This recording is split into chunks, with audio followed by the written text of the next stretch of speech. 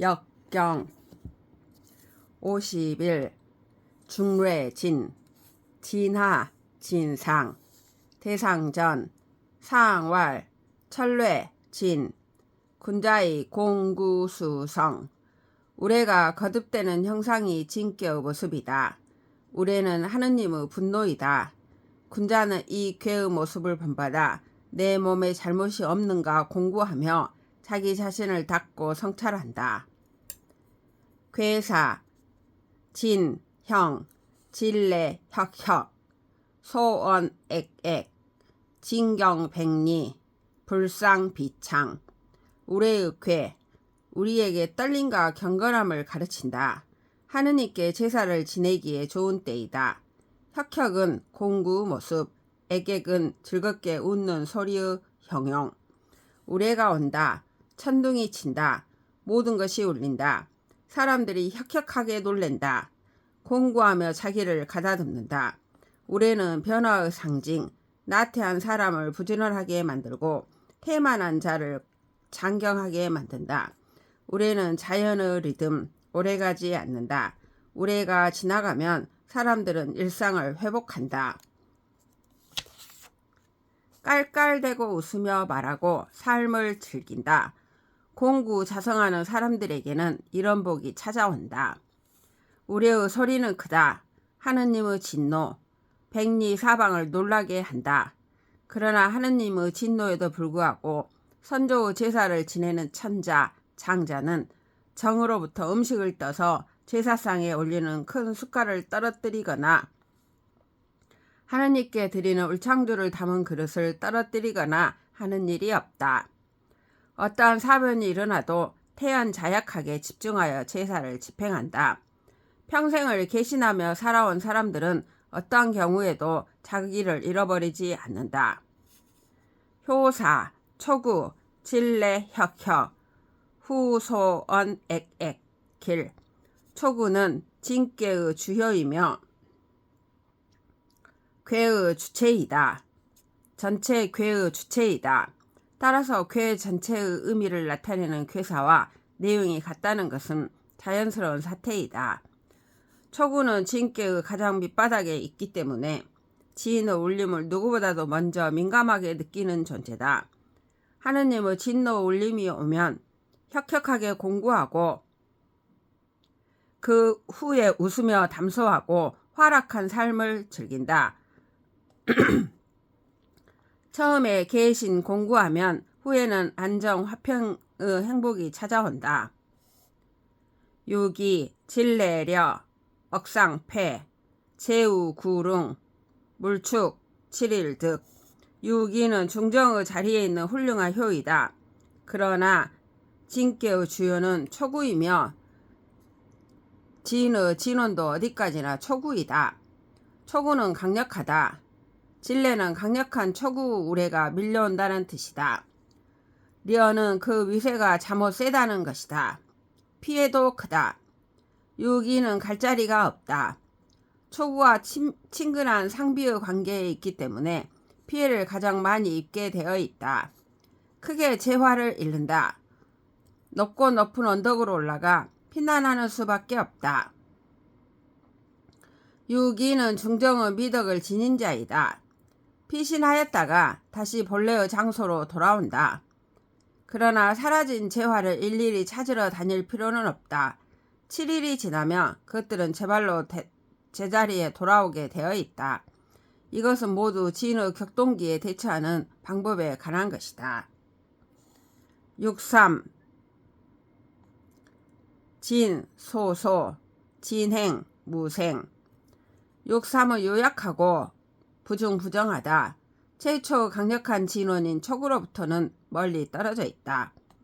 6.3은 초구 격렬한 전율로부터 멀리 떨어져 있기 때문에 우레의 소리가 부드럽고 은은하게 들려온다. 소소는 시간이 지나면서 점점 느슨해지고 부드러워지는 모습의 형용이다. 지진을 당해도 소소하니 어디로 도망갈 필요도 없다. 오히려 우레 속에서 앞으로 전진하는 모습을 감행한다. 허물이 없다. 구사, 진, 순이 구사는 양강하지만 위가 정하지 않다. 위 자체가 유위이며 강건한 도를 잃고 있다. 상하로 음효가 싸고 있는 모습이 우레가 진흙 구덩이에 빠져 뇌성이 침체되고 흔드는 위력을 잃은 것을 상징한다. 사람으로 말하자면 용맹한 일을 너무 많이 해서 곤비에 빠진 모습이다. 유고 진 왕래려 억무상유상 억우상유사 유고는 천자의 자리이다. 부득정하지만 득중이다. 음요이기 때문에 오히려 유순하며 포용력이 강하다. 구사에서 진이 구렁텅이에 빠졌지만 천자의 자리에서는 다시 위세가 드높다. 왕래라는 표현은 상하운동이 아니라 시간의 추이를 나타낸다. 초구 경례가 왕년에 쓸고 간 자리에 구사로부터 경례가 다시 온다는 뜻이다. 수운께의 중첩 현상을 전제로 해서 말하는 것이다. 우리가 계속해서 밀려오는 위세가 참으로 격렬하다. 이러한 환난 속에서도 유순한 천자는 반성하고 공고하는 자세로 선조들에게 제사를 지낸다. 지극히 공경하는 자세로 제사를 실수 없이 완수한다. 유순한 군자는 진이 가지고 있는 긍정적 덕성을 구현하는 아름다운 존재가 된다.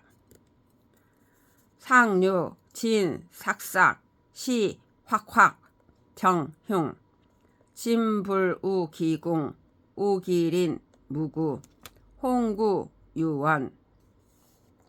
상륙은 음유부중하고 진께의 극한이다. 우레소리가 점점 멀어져 상륙에서는 작게 드문드문 들릴 뿐이다. 그러나 상륙은 소심한 소인이라서 공포에 사로잡혀 의기저상하고 여기저기 두리번거리며 눈알만 돌리고 있다. 이렇게 자신 없고 침착성 없는 상태에서는 이 일을 기획하면 흉하여 재난을 당한다. 구사에서 발출하는 우레가 상륙 본인의 몸에 떨어지지 않고 있지만 주변의 이웃들에게는 떨어지고 있다. 그들의 정황을 살펴보면서 부지런히 개신 공구하여 적당한 조치를 강구하면 재난을 당하지 않는다. 먼 곳의 친척들이 자기를 좀 도와달라고 아쉬운 소리를 하지만 상륙은 그런 소리 들을 경황이 없다. 매정하게 끊어버리니 그 사람들은 원망의 소리를 할 뿐이다. 이 호사를 정리하면 다음과 같다. 상륙은 우레의 흔들림에 풀이 죽어있네. 두리번 눈알만 돌리고 있네. 나아가면 흉하리. 우레가 내 몸에 미치지 않지만 주변 사람들에게 미치고 있네.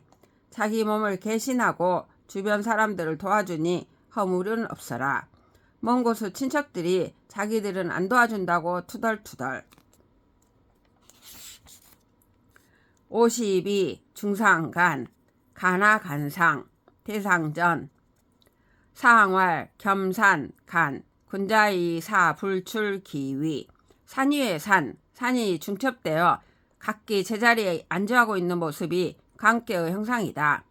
군자는 이 형상을 본받아 자기의 지위나 직분을 넘어서는 것을 생각하지 않는다.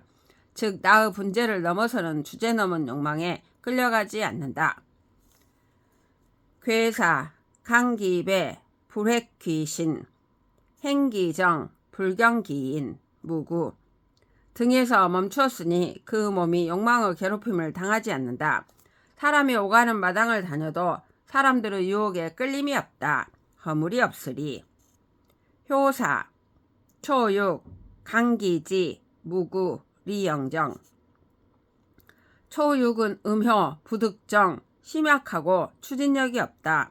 이런 상황에서는 초장에 멈추는 것이 상책이다.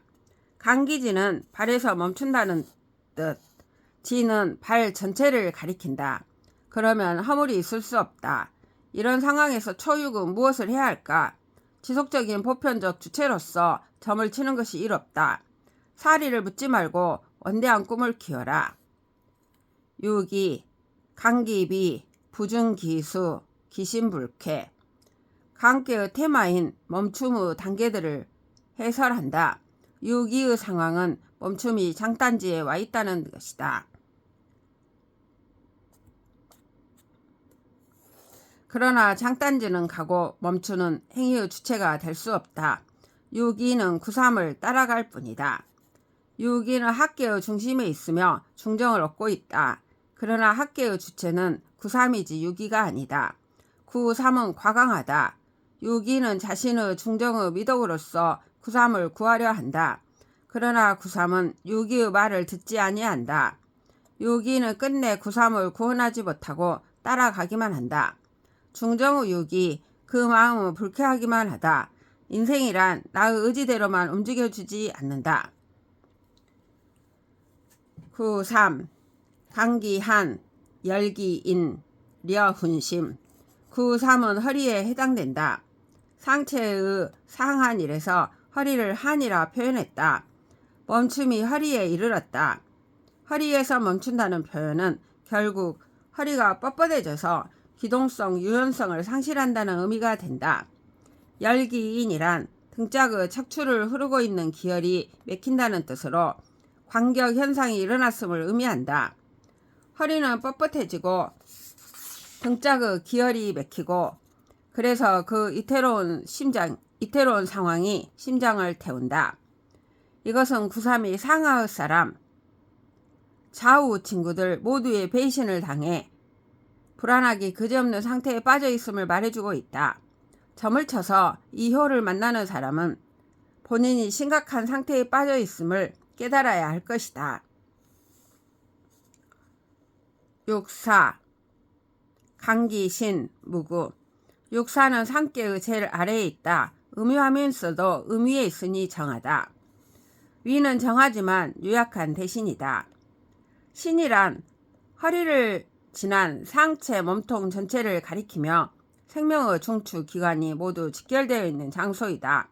따라서 심이 활동하는 곳이며 자율적인 자기 행동 조절이 가능하다.